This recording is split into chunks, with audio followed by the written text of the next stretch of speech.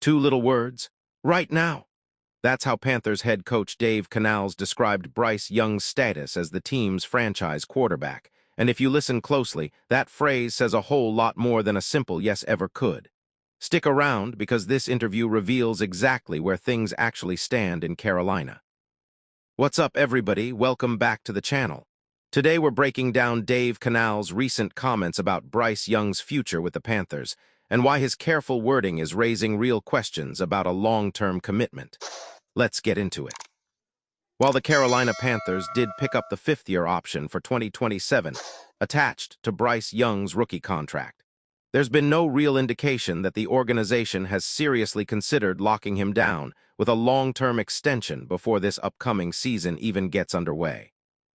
During a recent interview with ESPN personality Stephen A. Smith, Canales said plenty about Young's status, mostly through what he chose not to say. According to Michael David Smith of Pro Football Talk, Smith directly asked Canales whether the Panthers actually view Young as their true franchise quarterback. "He is right now," Canales responded.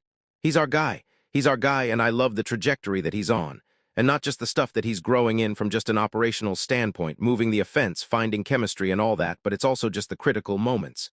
It's those games, it's the close games, it's the one-score game at the end. Whether we're up or down, I love having Bryce out there. I love that he stays cool, calm, and collected and aggressive, and he attacks at the right time. So all those things are pointing in the right direction. That's a genuinely warm answer on the surface, but notice that specific phrasing, "he is right now." That's the kind of qualifier that leaves plenty of room for a different reality down the road, and plenty of people around the league have already picked up on it. Throughout 2026, numerous voices in the NFL community have actually warned the Panthers against going all in on Young, even after Carolina made the playoffs last season by winning a genuinely weak NFC South division with just an 8-9 record. Remember, Young was actually benched early in the 2024 season due to poor play. According to Mike Kay of ESPN, the first overall pick of the 2023 draft has gone just 12-14 as Carolina's starting quarterback since that benching. The advanced numbers don't paint a much rosier picture either. According to Pro Football Reference, Young finished the 2025 regular season ranked 25th in the league among qualified passers with a 47.6 adjusted QBR, and he tied for 26th with an 87.8 passer rating. Those aren't the kind of numbers that typically lead to a major financial commitment from an organization. So here's where Canales really could have used this national platform to campaign publicly for the Panthers to lock Young down long-term. Instead, he chose to steer the conversation in a completely different direction.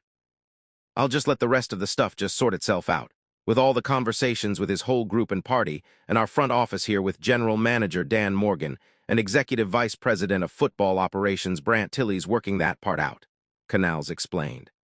"But for me, especially now not calling plays, I get to just enjoy this road, help him improve on a daily basis, and really take that input and get him to take the next step." That's a genuinely telling response.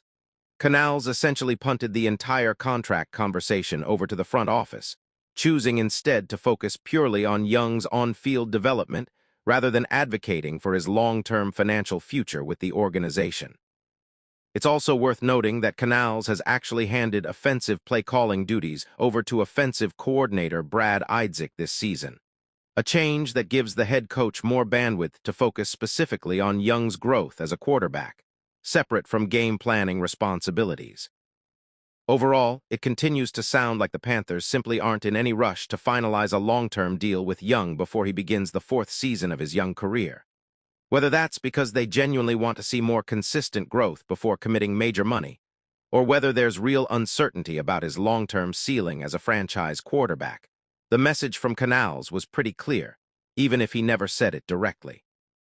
So what's your take? Does Bryce Young eventually earn that long-term extension in Carolina, or is this, right now, language a sign the Panthers are quietly keeping their options open? Drop your thoughts in the comments below.